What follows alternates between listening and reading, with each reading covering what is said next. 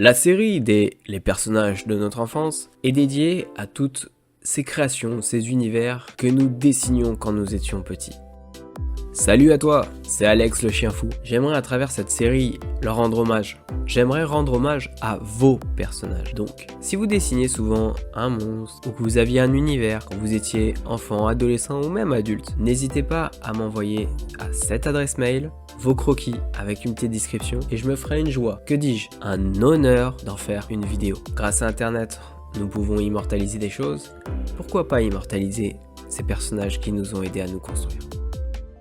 Go! Alors je vais commencer ce premier épisode avec Angelo. C'est le premier personnage que j'ai fait en bande dessinée.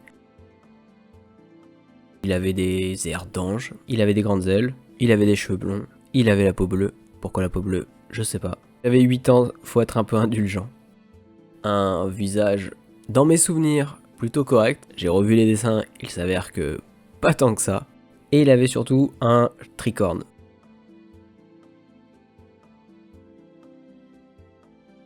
Je l'ai fait un peu trop mignon. Il a un regard de séducteur un petit peu. Je me souvenais qu'il avait un énorme bras, très armuré, avec des pics partout. Je sais pas pourquoi, quand j'étais petit, je mettais des pics partout. Parce que je me dis, un coup d'un mec avec des pics, ça doit faire quand même bien mal.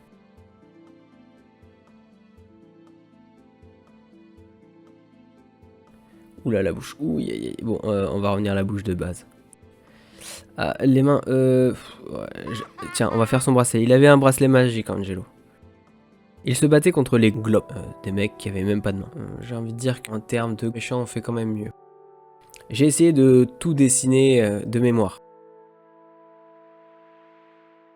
Niveau mode, je m'inspirais beaucoup de Digimon, et il faut dire que les vêtements dans Digimon, c'est pas toujours ça. Donc c'est pour ça que mon gars se retrouve avec un pantalon bouffant.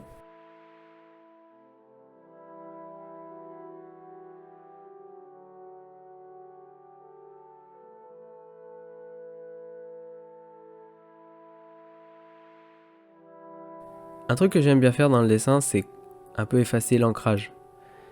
Que le contour devienne soit un élément de lumière, soit un élément pour définir les ombres. La fameuse masse. Les pauvres glottes, ils avaient même pas de main, ils avaient du tissu à la place, et ils se mangeaient des beignes de ça. On est quand même sur du badass niveau arme. Angelo, le titre complet c'était Angelo contre les démons.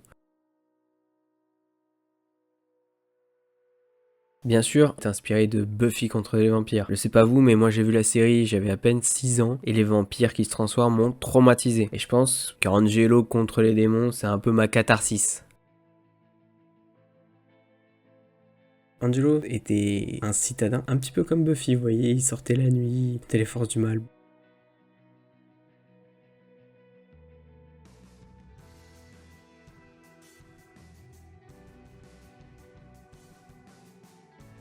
Et il était accompagné de Tornado.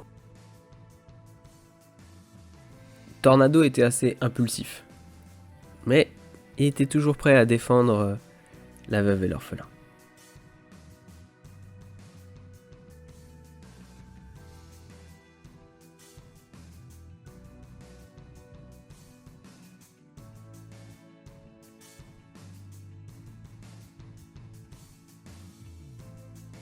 Le Tornado et faisait l'électricité. Il était jaune et bleu. Oui, j'avais 8 ans, je pompais allègrement Pokémon et les Digimon.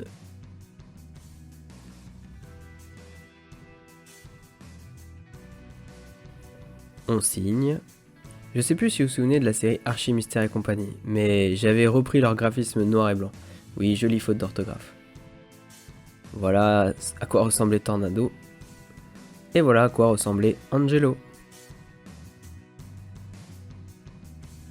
Et ça, c'est le grand méchant, Slider, parce que ça sonne bien les noms en anglais. Il avait des tentacules et il était inspiré d'un Digimon, voilà, dont j'avais la carte.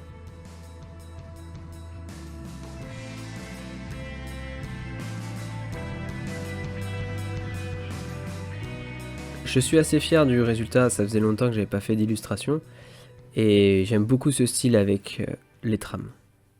J'espère que cet épisode vous a plu, n'hésitez pas pour soutenir, vous savez que ça aide vraiment de mettre un coup de patte sur le pouce, de vous abonner. Je vais essayer de proposer d'autres épisodes et bien plus encore. C'était Alex le chien fou, à la prochaine.